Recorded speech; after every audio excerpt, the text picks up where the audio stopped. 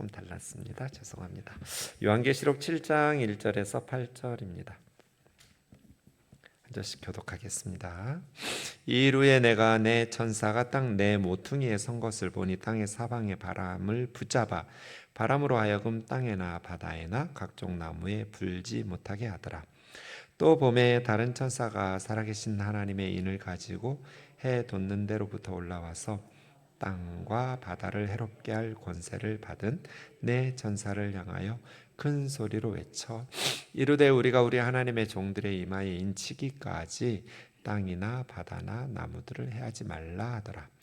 내가 인침을 받은 자의 수를 들으니 이스라엘 자손의 각 지파 중에서 인침을 받은 자들이 14만 4천이니 유다 지파 중에 인침을 받은 자가 1만 2천이요 루벤 지파 중에 1만 2천이요 갓 지파 중에 1만 2천이요 아셀 지파 중에 1만 2천이요 납달리 지파 중에 1만 2천이요 므낫세 지파 중에 1만 2천이요 시몬 지파 중에 1만 2천이요 레위 지파 중에 1만 2천이요 이사갈 지파 중에 1만 2천이요 스불론 지파 중에 1만 2천이요 요셉 지파 중에 1만 2천이요 베냐민 지파 중에 인침을 받은 자가 1만 2천이라. 아멘. 오늘은 14만 4천에 대해서 보겠습니다. 요한계시록 4장에서부터 16장까지가 본론부이고 본론부는 둘로 나누어졌는데 1부는 4장과 5장. 그래서 전체 일곱인, 일곱 나팔, 일곱 대접 심판 시리즈의 서론 역할을 4장과 5장에서 한다고 지난 주일 말씀드렸습니다. 4장에서는 창조주 하나님, 5장에서는 구속주 어린 양. 결국 6장부터 시작되는 일곱인, 일곱 나팔, 일곱 대접의 심판이 4장의 창조주 하나님과 5장의 구속주 어린 양의 배경으로 해석하고 읽어야 되고 역사의 주인 일곱인, 일곱 나팔, 일곱 대접의 심판을 내리시는 이 땅의 참된 통치자, 역사의 주관자는 창조주 하나님과 구속주 어린 양이라는 것을 가르쳐 주면서 본론이 시작하는 것입니다. 그렇게 해서 이제 인 시리즈가 시작되는데 화면에 보시듯이 인 시리즈는 6장에서 첫 번째부터 여섯 번째 인까지만 나옵니다. 그리고 일곱 번째 인은 8장 1절에서 5절까지 나와요.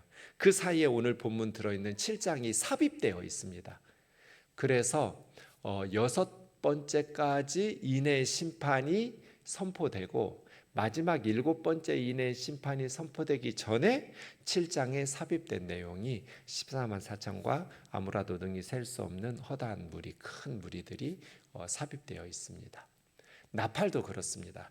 여섯 번째 나팔까지 쭉 전개되다가 10장과 11장에는 삽입된 내용이 나온 후에 11장에 가서 뒷부분에 가서 일곱 번째 마지막 나팔이 울려 퍼지면서 심판이 진행됩니다.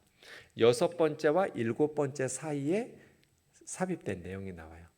그럼 우리는 그럼 대접도 인 나팔처럼 여섯 번째 대접까지 심판이 선포되고 일곱 번째 마지막 대접의 심판이 있기 전에는 삽입된 내용이 있겠구나 이렇게 예상할 수 있잖아요. 그런데 그렇게 되어 있지 않습니다. 대접 시리즈는 첫 번째부터 일곱 번째 대접까지 한 번에 여섯 번째와 일곱 번째 사이에 삽입되는 내용 없이 한 번에 쭉입니다. 대신 대접 시리즈의 심판이 시작되기 전에 일곱 번째 나팔 끝나고 대접 시리즈가 시작되기 전에 12장, 13장, 14장에 삽입된 내용이 나옵니다. 인이나 나팔이나 대접과 상관없이 삽입된 내용인데 이제 여자 해, 달, 별을 두르고 있는 한 여인이 나오는데 이 여인이 아들을 낳아요. 교회죠. 교회이고 이 아들은 철장으로 천하만국을 다스리고 통치하는 자 예수 그리스도십니다. 그래서 예수 그리스도를 낳는 예수님 낳았으니까 이 여자는 마리아인가 동정녀 마리아? 아닙니다. 교회입니다.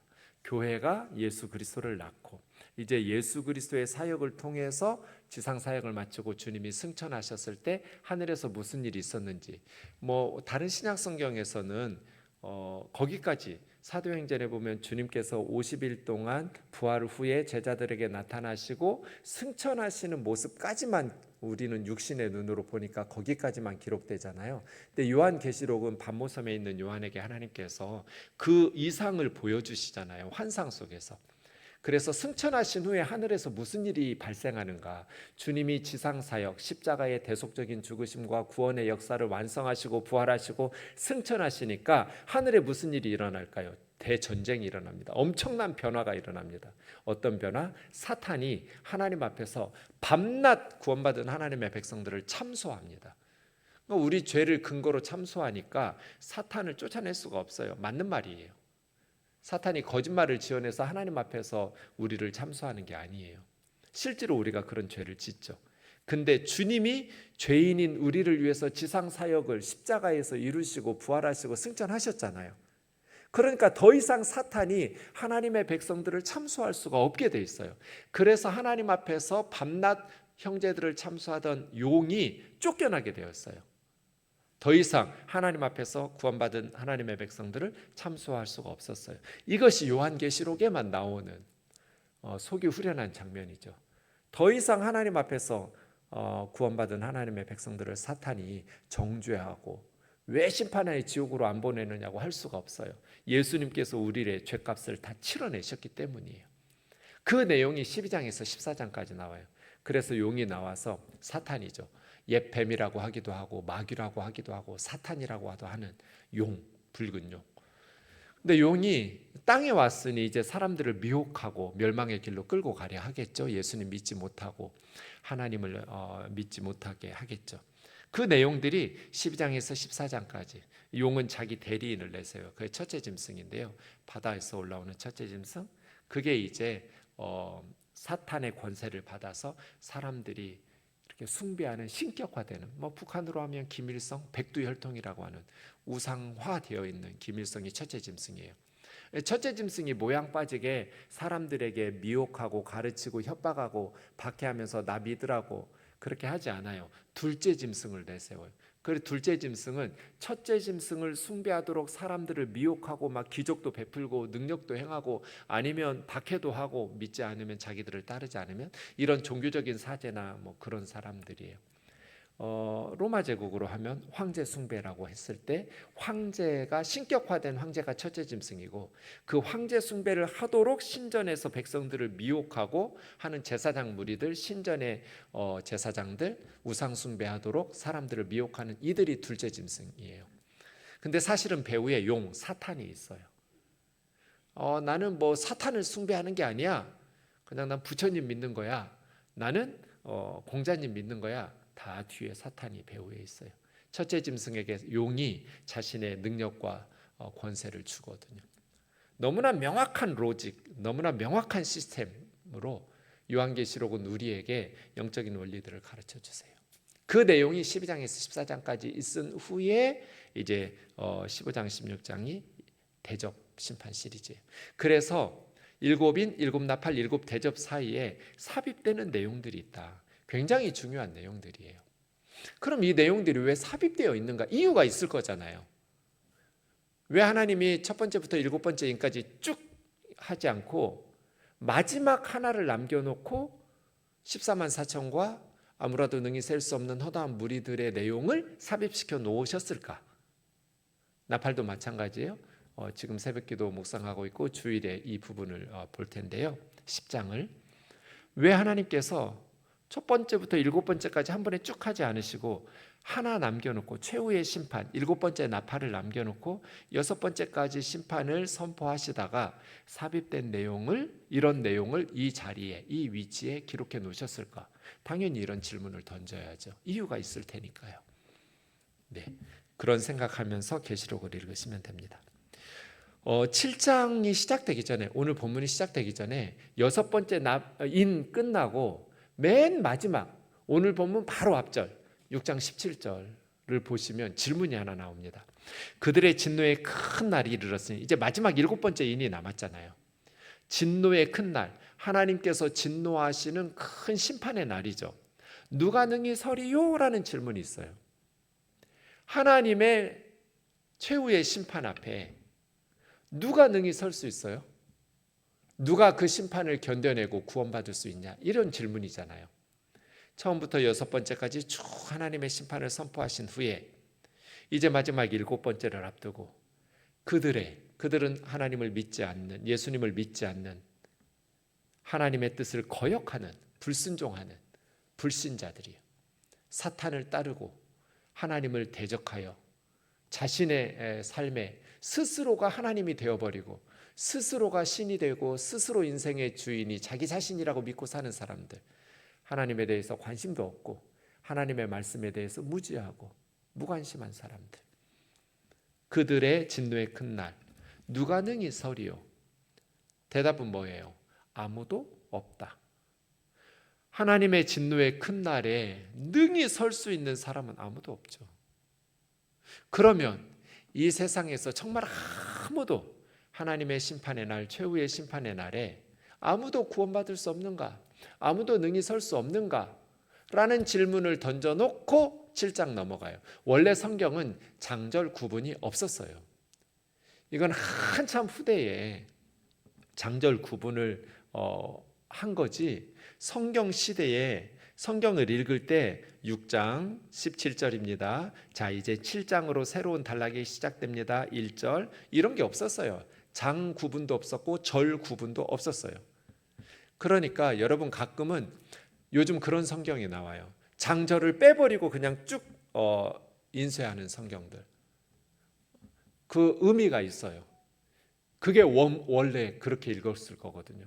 성경을 쓴 사람도, 성경을 처음 받아 읽은 초대교회 성도들도 장절 구분 없이 읽었을 거잖아요. 그러니까 요즘 가끔은 그런 식으로 아이디어가 좋고 의미 있어요. 그렇게 하는. 왜냐하면 7장 1절부터 끊어서 설교하는 사람들은 어쩔 수 없잖아요. 긴 본문을 다 설교할 수는 없으니까 어쩔 수 없이 끊어서 하다 보면 장절을 가지고 끊어서 하는데, 사실은 설교하는 저도 아마 설교자들이 다 그런 고민을 할 것 같아요. 앞에 내용하고 연결되는데 요 내용만 말하면 제대로 설명할 수 없는데 앞에 것까지 또 다 설명하자니 시간이 너무 짧고, 설교 시간이, 이런 고민들 아마 설교자들은 누구나 하실 것 같아요.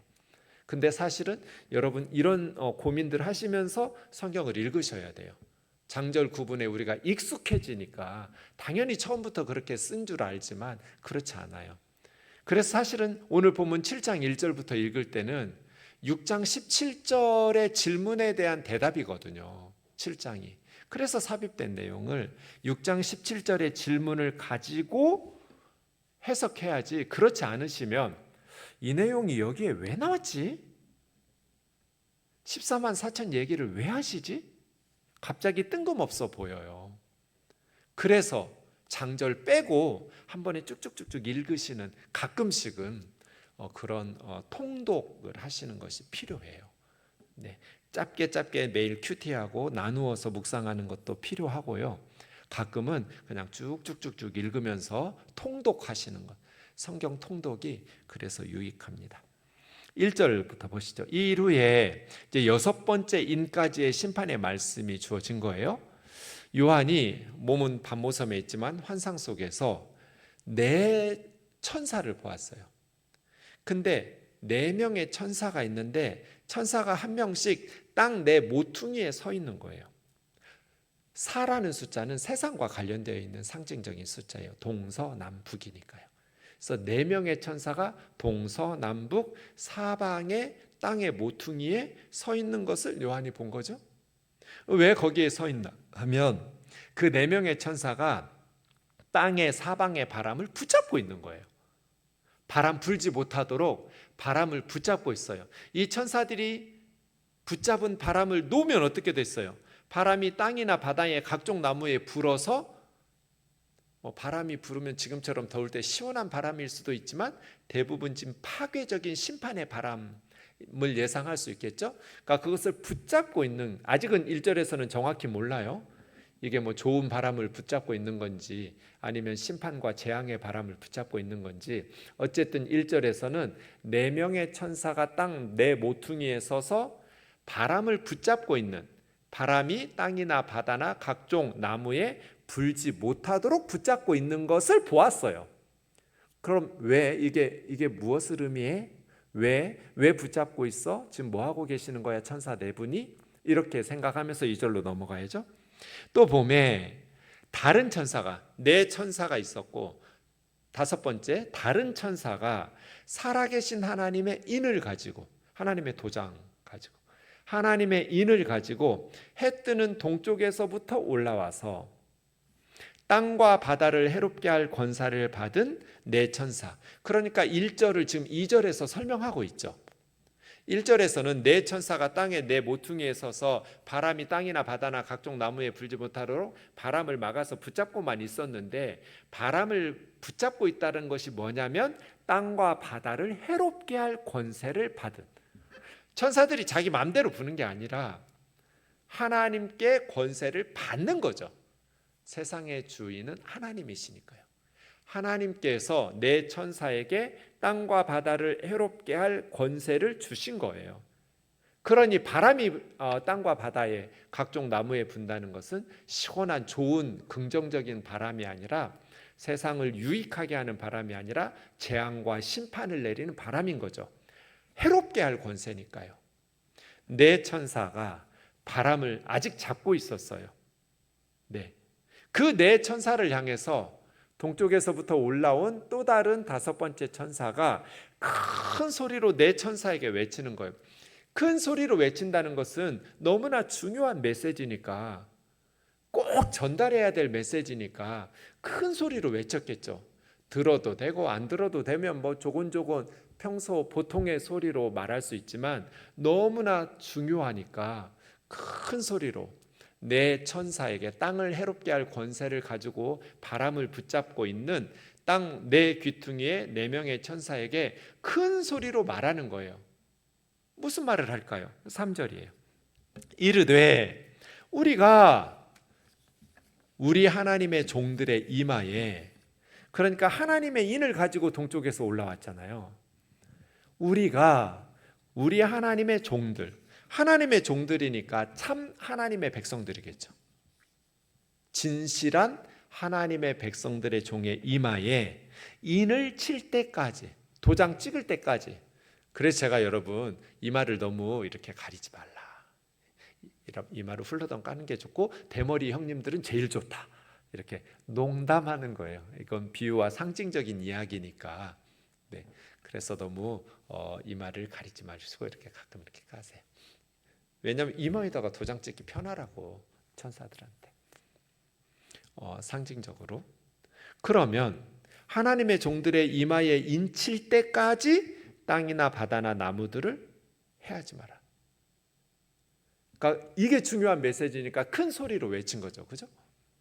우리가 하나님의 종들의 이마에다가 하나님의 도장을 다 찍고 그거 다 할 때까지 땅이나 바다나 나무들을 해치지 말아라. 그래서 내가 요한이 인침을 받은, 하나님의 종들의 인침을 받은 자의 숫자를 들어보니까 이스라엘 각 지파 중에서 인침 받은 자의 숫자가 14만 4천 명이었다. 이게 14만 4천이에요. 그리고 이제 5절부터는 각 지파가, 유다 지파에서 인침 받은 자가 12,000, 루벤, 갓, 아셀, 납달리, 므낫세, 시몬, 레위, 이사갈, 스불론, 요셉, 베냐민 지파 중에 인침을 받은 자가, 처음 유다와 마지막 베냐민의 인침을 받은 자가 12,000이지만 가운데 10지파도 똑같이 12,000명씩. 빠진 지파가 어디 있어요, 여러분? 얼른 훅 보세요. 한 지파의 이름이 빠졌어요.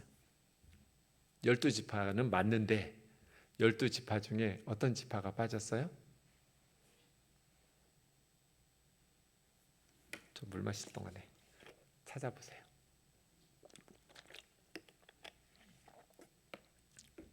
무슨 지파가 빠졌어요?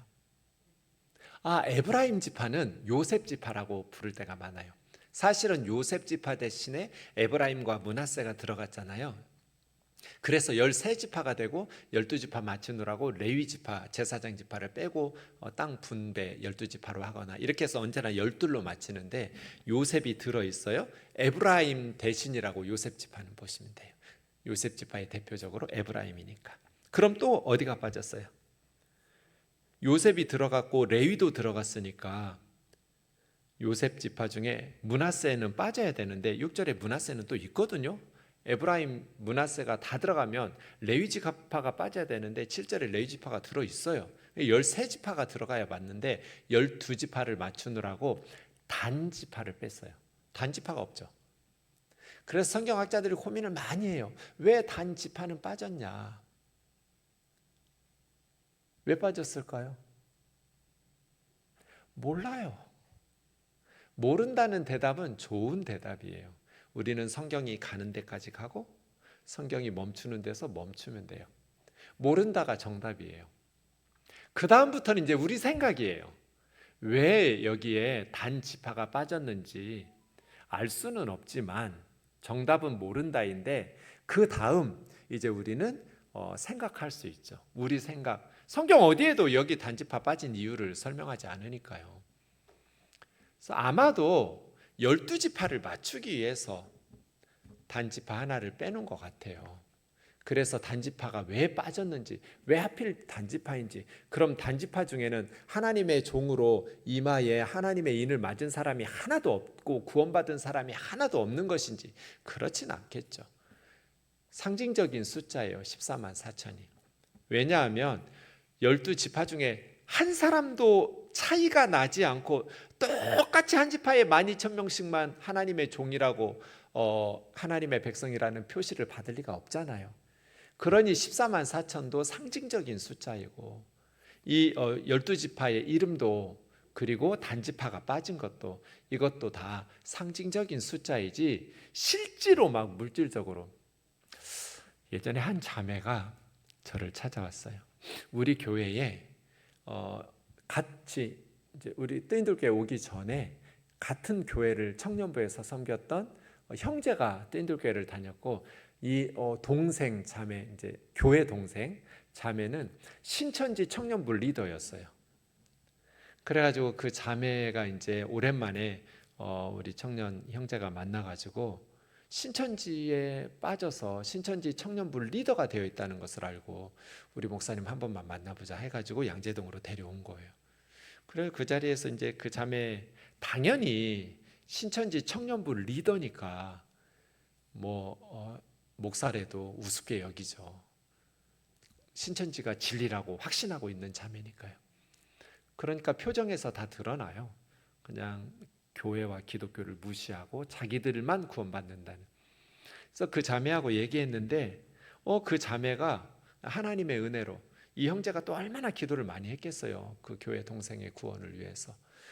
저는 한 게 없는데 아마 그 형제의 간절한 기도를 하나님 들으셔서 이 자매가 처음에 만날 때는 굉장히 이렇게 무례한 태도로 대화가 시작되고 그런 표정이었는데 끝날 때쯤에 마음이 많이 열리고 풀렸어요. 신천지 버리고 목사님 말처럼 예수님 믿을게요, 다시 교회로 올게요 이러지는 않았는데 마음이 많이 누그러졌어요. 그래서 제가 우리 일주일에 한 번씩 만나서 성경 공부하지, 거기 나오세요 이러지 않고요, 나랑도 거기 열심히 하고 매일 가요. 매일 직장 끝나면 저녁마다 가서 청년부 리더니까요. 그랬던 자매인데 거기서 나오라고 하면 나오겠어요? 거기 가고 나랑도 일주일에 한 번씩만 만나서 성경 공부 대화해보지 않을 거냐고 하겠다고 하더라고요. 그러면서 저한테 목사님도 신천지 우리 모임에 나도 목사님한테 와주니까 목사님도 와달라고 그래서 콜! 제가 거기 그래서 그 생각했어요. 조용히 그냥 성도인 척해서 신천지에 가가지고 역으로 포섭해서 끌고 나올까? 이런 생각했었는데 저 다 들키겠죠. 목사인 줄 아니까. 드러나 인터넷 쳐보면 나올 테니까요. 어쨌든 그래서 공부를 일주일에 한 번씩 만났는데요. 3주 만에 그 자매가 신천지를 끊고 나왔어요. 신천지에서. 그냥 오래 공부할 것도 없어요. 뭘로 공부했냐면 이만희 그 교주의 주일 설교 원고로 공부했어요. 리더들한테는 설교 원고를 주더라고요. 그래가지고 그거 읽어가면서 하나하나 제가 만든 성경 공부 교재가 아니라, 우리 기독교에서 만든 교재가 아니라 이만희가 엊그제 주일에 설교한 설교 원고, 그거 읽어가면서 성경 찾아가면서 해석 딱 3번 했더니 바로 나왔어요. 그때 제가 알았어요. 이만희가 얼마나 성경에 무식한 사람인지. 설교 원고 읽으면서 진짜 무식한 사람이에요. 왜요? 신학을 한 적이 없고 학교를 다닌 적이 없으니까요. 제대로 공부한 적이 없어요. 유재열이라는 싸이라는 가수의 장인인데요, 그 유재열이라는 교주 밑에 평신도였어요, 이만희는. 그러다가 자기가 교주 된 거예요. 무식한 사람이에요. 어쨌든 그래서 이 자매가 나왔어요. 근데 제가 대답을 못 해주는 게 있었어요. 저는 신천지를 모르니까.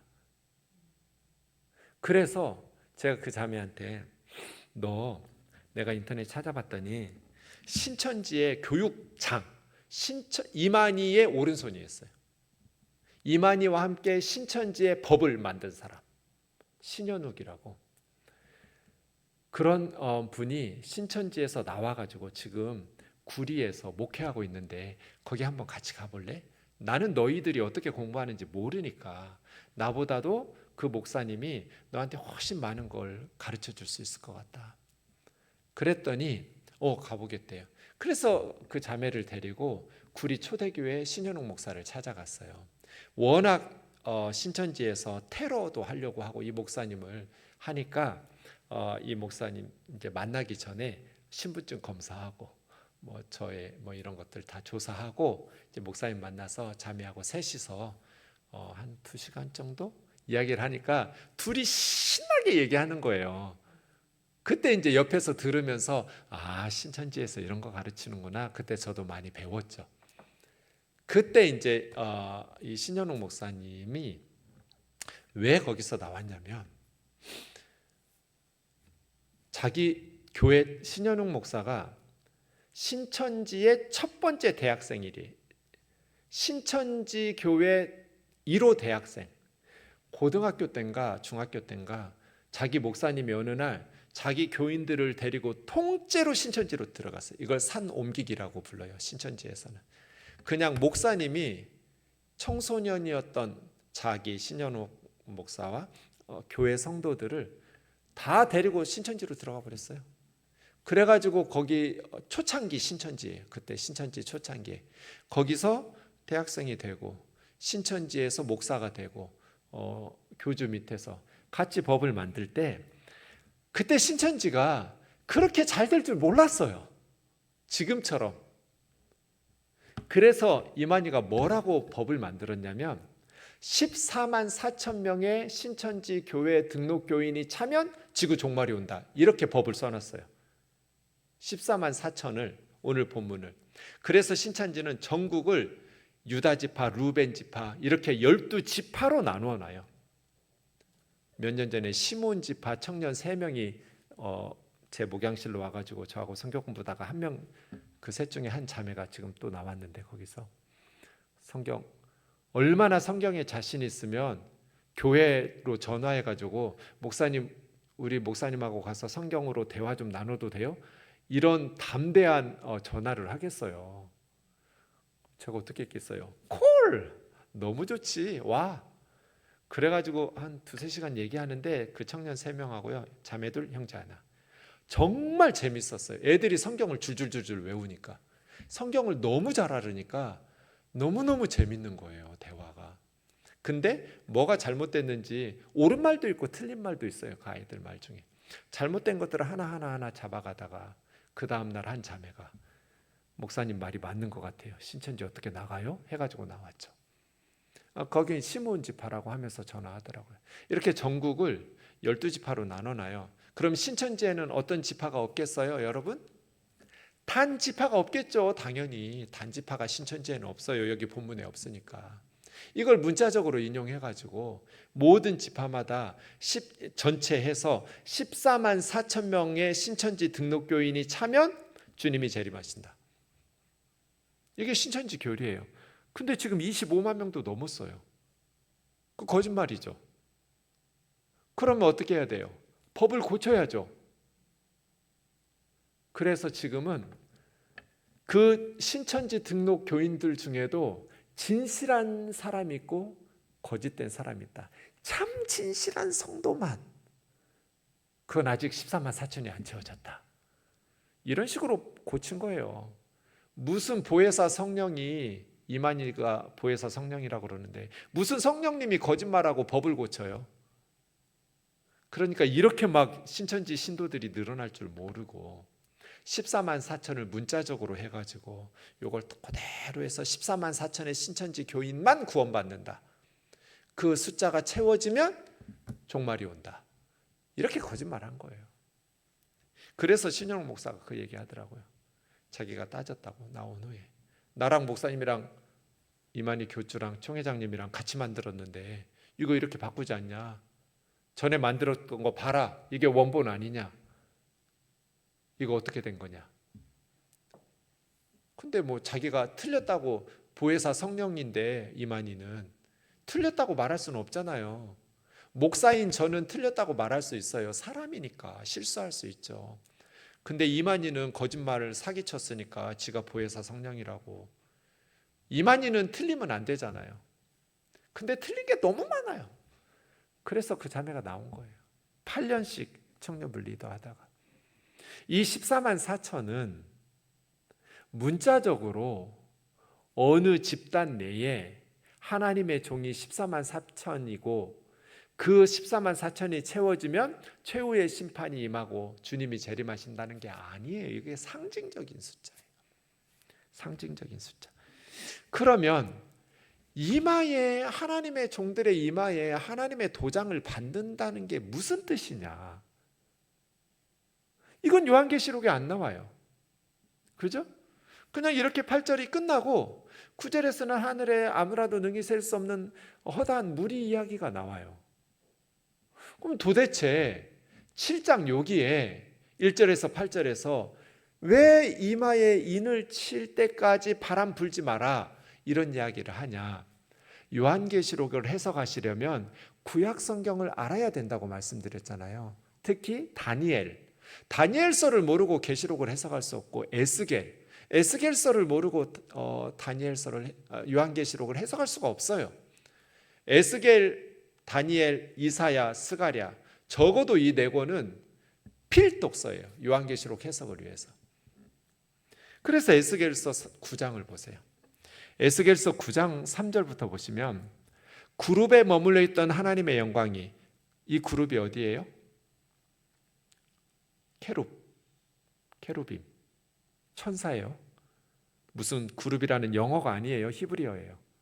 천사에 머물러 있던 하나님의 영광? 이게 무슨 말이에요? 그룹이 어디 있어요?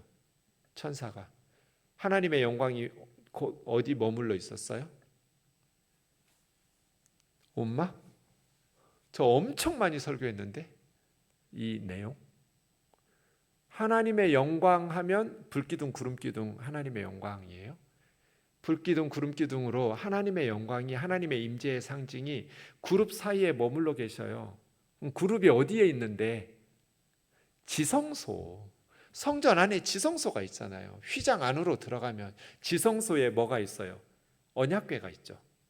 언약궤 덮개 뚜껑에 양쪽에서 두 천사의 형상으로 금으로 만든 그룹, 케룹이 서로 마주보고 날개를 펴서 가운데서 만나게 돼 있잖아요. 날개 끝과 끝이 붙어서 양쪽에 언약궤 뚜껑 덮개 양쪽에 있는 천사와 천사 사이, 거기를 속죄소라고 그래요.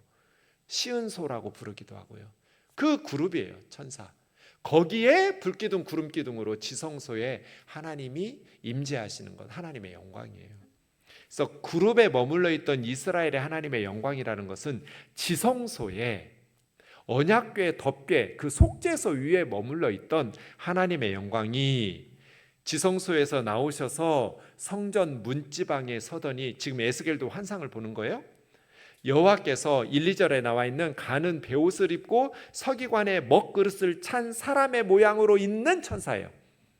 그런 서기관의 먹그릇, 서기관들은 글을 쓰는 사람들이니까 먹그릇을 찬 사람을 불러서 너는 예루살렘 성읍을 순행하면서 예루살렘 성읍을 돌아다니면서 예루살렘 가운데서 행하여지고 있는 모든 가증한 일은 우상 숭배와 영적 타락과 윤리적인 타락이죠. 하나님에 대한 불순종.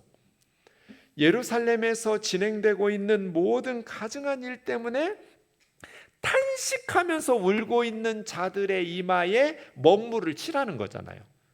그럼 예루살렘 가운데서 행하지고 있는 모든 가증한 일 때문에 탄식하면서 우는 자는 진짜 하나님의 백성이잖아요. 참 신앙을 가진 하나님의 종들이잖아요. 그죠? 예루살렘 모든 백성이 하나님의 백성이어야 되는데 예루살렘의 백성들 중에 가증한 일을 행하는 우상 숭배하고 말씀에 불순종하는 이들이 대부분이었는데 그것 때문에 탄식하면서 울고 있는 성도들에게 이마에 서기관의 먹물을 칠하는 거예요. 그 다음 5절 보시면 그들에 대하여는 이제 그 앞에 1, 2절에 보시면 6 천사가 있었거든요. 그 먹물 치는 서기관 사람 천사 말고 다른 천사들에게 대하여 내 귀에 이르시되 너희는 그를 따라 먹물 치고 있는 천사 뒤를 따라 예루살렘 성읍을 다니면서 불쌍히 여기지 말고 긍휼을 베풀지도 말고 쳐서 늙은 자든지 젊은 자든지 처녀든지 어린아이든지 여자든지 다 죽여라. 그러니까 하나님의 심판이 임하는 거죠. 하나님의 엄청난 심판이 그냥 불쌍히 여기지 말고 다 죽여. 모두 다 죽이는. 왜? 예루살렘에서 지금 가증한 일들이 벌어지고 있잖아요. 입으로는 하나님의 백성이라고 말하는데 완전히 우상 숭배하면서 악을 행하는 그들을 죽이는. 근데 이마에 표 있는 자, 이마에 표 있는 자는 뭐예요? 서기관 천사가 먹물 치라고 그랬잖아요. 예루살렘 가운데에서 행하여지고 있는 가증한 일 때문에 탄식하면서 울고 있는 자의 이마에 먹물을 표시하라고 그랬는데 그 이마에 표 있는 자에게는 가까이 가지도 말아라. 손대지 말라는 거잖아요. 그러니까 참된 하나님의 백성에게는 가까이 가지 마라. 심판하지 마라. 그 외에는 남녀노소 빈부귀천 다 죽여라. 근데 어디서부터 심판을 시작해요? 하나님의 성소, 내 성소에서부터 시작해라. 그리고 누구부터 죽여요? 늙은 자들부터 죽여라. 왜요? 더 책임이 있으니까. 대한민국이 하나님의 심판을 받는다면 어디부터 심판받아요? 교회. 교회 중에서도 누구부터 심판받아요? 늙은 자, 먼저 믿은 기성세대부터. 더 책임이 있잖아요. 성전이 부패하니까 예루살렘이 부패하죠. 제사장들과 원로들과 장로들이 권사들이 부패하니까 백성들이 부패하죠. 젊은이들이. 그래서 심판이 어차피 다 죽는데 하나님의 성소에서부터 늙은 자들부터 심판을 받기 시작했어요. 그때 심판받지 않고 살아남은 사람들, 이마에 인친 사람들. 그죠? 이 말씀하고 오늘 본문 요한계시록 내용하고 똑같은 내용이잖아요. 하나님의 종들의 이마에 하나님의 인을 쳐라. 이건 두 가지 의미가 있어요. 첫 번째는 하나님의 소유라는 거예요. 하나님의 이름으로 도장 찍었으면 하나님 거라는 거잖아요. 얘들은 내 거야. 나의 소유야. 그런데 단순히 하나님의 백성, 하나님의 소유일 뿐 아니라 하나님의 보호하심. 하나님의 백성은 심판 가운데에서 가까이 가지도 말라고 그랬잖아요. 표 있는 자들은 하나님께서 보호해 주시겠다는 거잖아요. 그래서 오늘 본문 계시록 말씀이에요. 지금 6장 그 다음 9절도 한번 볼게요. 오늘 본문 8절 이후에 9절과 10절에 보면 이후에 내가 보니 각 나라 족속 방언 백성 중에서 아무도 능히 셀 수 없는 큰 무리가 하나님 앞에 어린 양 앞에 서서 흰옷을 입고 종려나무 가지를 입고 보좌 앞 하나님과 어린 양 앞에 서서 큰 소리로 구원하심이 보좌에 앉으신 우리 하나님과 어린 양께 있도다. 이렇게 아무도 능히 셀 수 없는 천국의 허다한 무리가 흰옷을 입고 종려나무 가지는 승리했을 때 개선행군 때 이스라엘 백성들이 흔드는 거거든요. 그래서 예루살렘 입성할 때 호산나를 외칠 때 종려나무 가지, 예루살렘의 승리의 개선행군처럼 주님께서 이제 메시아 왕국을 건설할 줄 알고 종려주일에 종려나무 가지를 흔들었어요. 승리한 무리들이 저 천상에서 모든 나라, 모든 족속, 모든 언어로 아무라도 능히 셀 수 없는 많은 무리들이 구원하심이 보좌에 앉으신 우리 하나님과 어린 양께 있다고 큰 소리로 외쳐 찬송하고 있어요. 그러면 이제 정리해 보세요. 요한계시록 6장 17절에서 다음 화면에 나오는 것처럼 질문으로 7장이 시작됐잖아요. 첫 번째부터 여섯 번째 인까지 심판이 선포되고 마지막 9절의 질문 17절, 여호와의 진노의 큰 날이 이르렀으니 최후의 심판 일곱 번째 인이 이르렀으니 누가 능히 서리요? 누가 능히 심판을 받지 않고 설 수 있는가? 그리고 7장으로 넘어가서 삽입된 내용이 나왔는데 두 부류였죠. 하나는 14만 4천, 하나는 하늘에 아무라도 능히 셀 수 없는 허다한 무리. 하늘에 흰옷을 입고 종려나무 가지를 흔들고 있는 그 무리는 하늘의 천상의 교회. 그럼 땅에 있는 14만 4천은 지상의 교회. 근데 왜 14만 4천인가? 여러분 구약에 보면 여러 가지 14만 4천에 대한 해석이 있는데 리차드 보컴이라는 사람, 탁월한 계시록 해석자 중에 하나거든요. 성경학자 중에. 이 리차드 보컴의 말이 저는 제일 설득력이 있어서 이렇게 보고 있는데요. 근본적으로 성경에서 구약에서 이스라엘 백성들이 20살 이상의 남자를 인구조사하는 목적이 전쟁이거든요. 전쟁에 참여할 만한 숫자를 계수하는 거예요. 그리고 이스라엘 백성들이 1000명씩 각 지파에서 선발해요. 보통 전쟁에 나갈 때. 그래서 14만 4천은 지상의 교회. 누가 하나님의 진노의 큰 날 능히 서리요 구원받을 수 있는가? 지상의 교회. 근데 그 교회의 특징은 전투하는 교회. 그 다음 이미 승리한 천상의 교회. 흰옷을 입고 종려나무 가지를 흔들고 하나님 앞에 찬송하고 있는 구원하심이 보좌에 앉으신 우리 하나님과 어린 양께 있다고 승리한 저 천상의 교회. 이 두 부류의 사람들이 하나님의 진노의 큰 날 능히 선다고 대답하는 거예요. 그래서 하나님의 심판이 이어지는 7개인의 심판 사이에 누가 능히 구원을 받고 하나님의 진노의 큰 날 심판을 면하고 승리할 수 있는가? 지상의 14만 4천과 천상의 승리한 교회다. 아무도 능히 셀 수 없을 만큼 허다한 무리가 천상에서 노래하고 있었다. 천국 가면 엄청 많을 거예요, 여러분. 그리고 이 땅에서는 우리는 전투하는 교회여야 된다. 그래서 우리도 승리해야, 승리한다는 건 뭐예요? 끝까지 예수 붙잡아야. 어떤 박해에도, 어떤 유혹에도, 아무리 목사들이 개판치고 교회가 부패하고 타락하고 무슨 실망스러운 일들이 일어나도, 아무리 내 인생에 상상하지도 못했던 비극이 일어나도 끝까지 믿음으로 예수 붙잡고, 이게 승리하는 거예요. 그래야 우리도 천상에 가서 흰옷을 입고, 이기는 자에게는 흰옷 주시겠다고 요한계시록에서 말하거든요. 승리해야 우리도 흰옷 입고 종려나무 가지를 흔들면서 천상의 백성이 되어서 구원하심이 보좌에 앉으신 우리 하나님과 어린 양께 있도다 찬송하겠죠. 승리해야 돼요. 전투하는 교회여야 돼요. 교회는 영적 군사들을 양성하는 공동체예요. 교회에서는 늘 어린아이처럼 징징댄, 그렇게 어린아이처럼 신앙생활하면 안 돼요. 처음에는, 초신자 때는 그렇지만 점점 그리스도의 군사로. 처음부터 군인 되는 사람 어디 있어요? 그냥 머리 깎고 군복 입혀놨다고 군인 아니잖아요. 민간인하고 똑같아요. 입에서 단련하게 구르고 훈련되고, 그래서 무기를 잘 다루고 그렇게 정신교육 받으면서 진짜 군인이 만들어지는 거지, 태어나는 군인은 없잖아요. 교회도 그래야 되고 신앙생활 그렇게 해야 돼요. 교회를 다닌다. 지상의 교회는 14만 4천이다.